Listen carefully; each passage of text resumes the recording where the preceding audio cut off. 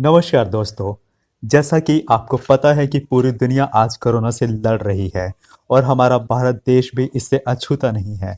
हम सब अपने घरों में रहकर एक संयमित जीवन शैली अपनाते हुए इस लॉकडाउन का पालन कर रहे हैं।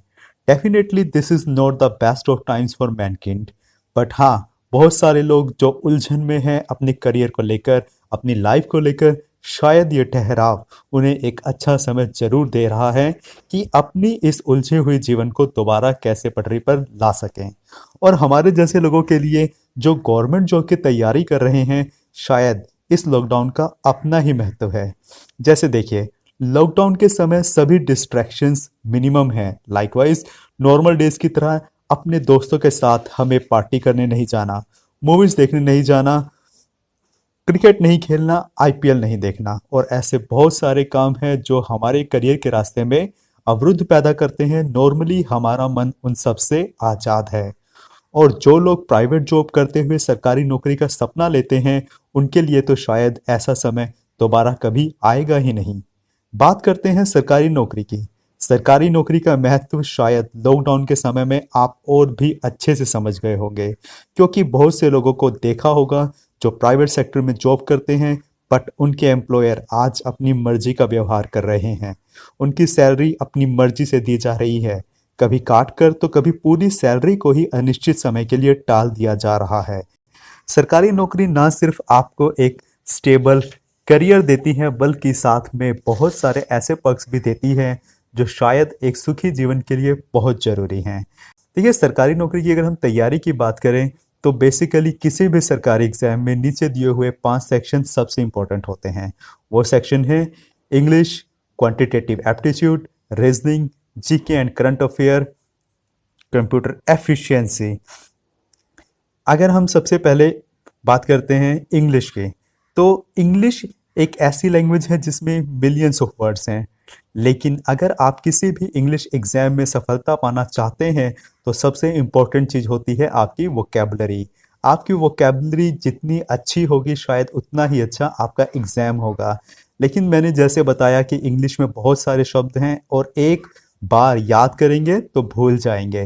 तो आपको डेली उन्हें प्रैक्टिस करना है। प्रैक्टिस कैसे करना है? डेली स्टार्ट कीजिए, 10 से 20 वर्ड्स याद कीजिए, फिर उन्हें सेंटेंस बनाकर लिखकर प्रैक्टिस कीजिए। अपने व्यवहार में उन्हीं शब्दों को लेकर आइए, तभी आप इंग्लिश लैंग्वेज के ऊपर एक अच्छी कमांड बना पाएंगे। नेक्स्ट बात करते हैं क्वांटिटेटिव एप्टीट्यूड की। Quantitative aptitude is one area that needs lots of practice. Daily एक कंसेप्ट पकड़ना है और उसे प्रैक्टिस करना है। मैथमेटिकल प्रॉब्लम्स में सबसे बड़ा इशू ये आता है कि जब हम एग्जाम देने जाते हैं तो हम उसको सोल्व करने लायक तो होते हैं, लेकिन हम यूजुअली ज़रूरत से ज़्यादा टाइम लगा देते हैं। इस वजह से हम अक्सर इस सेक्शन में अच्छा स्कोर नहीं कर पाते। लेकिन ये टाइम क्यों लगता है? ये टाइम लगता है हमारी लैक ऑफ प्रैक्टिस की वजह से, क्योंकि हम उन मैथमेटिकल कंसेप्ट को अच्छे से प्रैक्टिस नहीं कर पाते हैं। अगर पहले से अच्छे से प्रैक्टिस की हो तो एग्जाम में प्रॉब्लम की स्टेटमेंट देखते ही उसका सॉल्यूशन भी एकदम से सामने आ जाता है। तो निष्कर्ष ये निकलता है कि इस सेक्शन में ज़्यादा से ज़्यादा प्रैक्टिस चाहिए। प्रैक्टिस के लिए ये महत्वपूर्ण टाइम जो हमें चाहिए, आज लॉकडाउन हमें दे रहा है। नेक्स्ट बात करते हैं रीजनिंग की। Reasoning again the similar thing, needs lots of practice and lots of time. Reasoning में भी आपको बहुत सारा टाइम चाहिए, और लॉकडाउन के समय में हम अगर जितनी जल्दी इसकी शुरुआत कर दें, शायद उतनी ही अच्छी हमारी रीजनिंग की तैयारी हो पाएगी। नेक्स्ट बात करते हैं जीके एंड करंट अफेयर्स की। करंट अफेयर एक ऐसा सेक्शन है जिसके लिए अगर हम 2-3 महीने यूट्यूब पर जो डिफरेंट यूजर्स या फिर ब्लॉगर्स वीडियोस डालते हैं, अगर हम उतना भी अच्छे से कर लें तो ये करंट अफेयर का सेक्शन है, ये डेफिनेटली आपका बहुत अच्छे से तैयार हो जाएगा और बहुत ही अच्छे से आप अटेम्प्ट भी कर पाएंगे। बट अगर बात करें जीके की, जीके जिसमें करंट अफेयर भी आता है और उसके साथ आता है history, civics, geography, general science, economy और बहुत कुछ। एक्चुअली ये सबसे वास्ट सेक्शन है जिसकी अच्छी तैयारी के लिए हमें बहुत ज़्यादा पढ़ने की ज़रूरत है। Lucent publication, unique publication, magazine और बहुत सारा वेब कंटेंट जो हम नेट से फ्रीली एक्सेस कर सकते हैं, ये सब कवर करने की ज़रूरत है। बट टाइम भी बहुत ज़्यादा चाहिए, इसलिए आज से शुरू कर दीजिए इस सेक्शन की तैयारी करना। नेक्स्ट है कंप्यूटर एफिशिएंसी। देखिए, कंप्यूटर की अच्छी नॉलेज डेफिनेटली बहुत ज़रूरी है। नॉर्मली आज हर एग्ज़ाम के साथ एक कंप्यूटर एफिशिएंसी टेस्ट भी ज़रूरी हो गया है, जिसमें आपकी कंप्यूटर नॉलेज की टेस्टिंग की जाती है। कंप्यूटर नॉलेज में एमएस वर्ड, एक्सेल के अलावा अच्छी टाइपिंग स्पीड होना बहुत ज़रूरी है।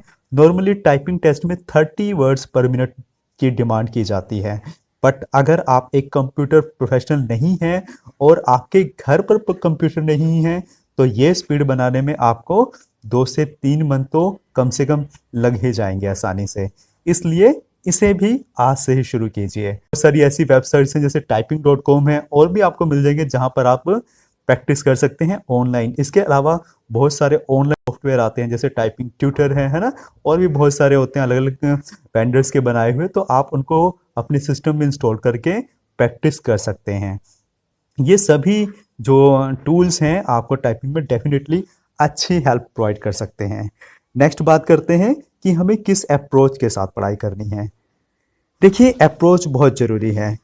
बहुत सारे लोगों के साथ ये प्रॉब्लम होती है कि वो पढ़ते तो बहुत कुछ हैं और बहुत अच्छे से पढ़ते हैं, बट जब एग्ज़ाम में आपके सामने वो क्वेश्चन आते हैं तो आप भूल जाते हैं। तो लर्न करने की जो टेक्निक है वो बहुत ज़्यादा मायने रखती है। डेफिनेटली हमें कुछ ऐसी टेक्निक के बारे में ज़रूर सोचना चाहिए जिससे हम जो भी पढ़ा है वो हमें एंड मोमेंट तक याद रहे और हम उसे पेपर में अटेम्प्ट कर सकें। प्रश्नों को हमें खुद से पूछना है और उसके आंसर भी हमें खुद ही तलाश करने हैं।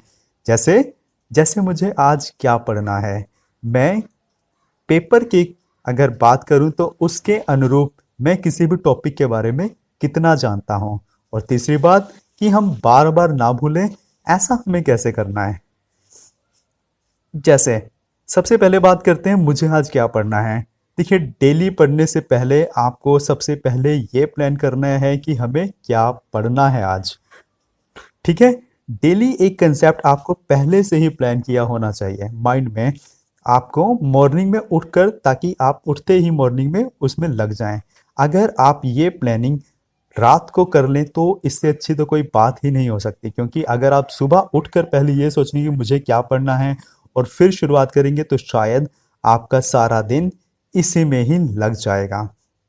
इसके बाद आपको ये देखना है कि हर टॉपिक को इस तरीके से कवर किया जाए कि उससे संबंधित कोई भी चीज़ अगर आपको पेपर में मिले तो आप कर पाएँ। मीन्स बस बेसिक नहीं पढ़ना है, ऊपर ऊपर से नहीं पढ़ना है, बल्कि डिटेल में पढ़ना है। और जो प्रीवियस क्वेश्चन पेपर हैं डेफिनेटली वो इस रिगार्डिंग बहुत अच्छे से हेल्प कर सकते हैं आपको। तो प्रीवियस क्वेश्चन पेपर्स पढ़कर देखने चाहिए और किसी भी टॉपिक में किस किस तरह से प्रश्न पूछे हुए हैं, डेफिनेटली हमें अपने टॉपिक को उस फॉर्म, उस रूप को उस तरीके से कवर करना चाहिए जिससे भी प्रश्न आ सकता है। नेक्स्ट, हमें ऐसा क्या करना है कि हम बार बार जो भी हमने पढ़ा है उसे ना भूलें। मैंने वही बात कही कि ये बड़ी ही कॉमन प्रॉब्लम है कि जो हमारे साथ रहती है कि हम भूल जाते हैं। जितना मर्जी हम पढ़ के जाते हैं लेकिन एग्जाम टाइम में हम भूल जाते हैं। देखिए, उसका एक बहुत बढ़िया तरीका ये है कि जो भी आप पढ़ रहे हैं उससे रिलेटेड आप खुद के नोट्स बनाएं, शॉर्टकट बनाएं, माइंड मैप्स बनाएं। डेफिनेटली हमें आगे की वीडियो में ये टेक्निक भी सीखेंगे कि कैसे माइंड मैप्स और शॉर्टकट होते हैं और किस तरीके से हम उसको तैयार कर सकते हैं। एक्चुअली ये जो माइंड मैप्स और शॉर्टकट होते हैं वो हर किसी की पर्सनल मेंटल एबिलिटी पे भी डिपेंड करता है, क्योंकि हर किसी का याद करने का और सोचने का और उसे याद रखने की एबिलिटी डेफिनेटली हर किसी की अलग अलग होती है। तो हर पर्सन अपने तरीके से माइंड मैप्स बनाते हैं। एक बात और, माइंड मैप्स आप तभी बना पाओगे जब आपने किसी टॉपिक को कम से कम 10 बार पढ़ा हो अच्छे से। वो भी मीन्स टाइम चाहिए। अगर आपको 10 बार पढ़ना है इसका मतलब आपको बहुत ज़्यादा टाइम चाहिए। जितनी बार आप रिवाइज कर पाओगे उतना ही अच्छा आप उसको उसके लिए शॉर्टकट्स या फिर माइंड मैप्स बना पाओगे। ठीक है, तो चलिए आ जाइए मेरे साथ और लग जाइए अपने लक्ष्य की प्राप्ति में। With best wishes, this is the time to say bye for now. But आगे की वीडियोस में मैं डेली कुछ कंटेंट डालूंगा और आपसे उम्मीद करूंगा कि आप मेरे साथ उन्हें पढ़ते रहें और हम मिलकर एक अच्छी तैयारी कर सकें। अगर वीडियो अच्छा लगे तो प्लीज़ लाइक शेयर और सब्सक्राइब करना ना भूलें। With best wishes, thank you.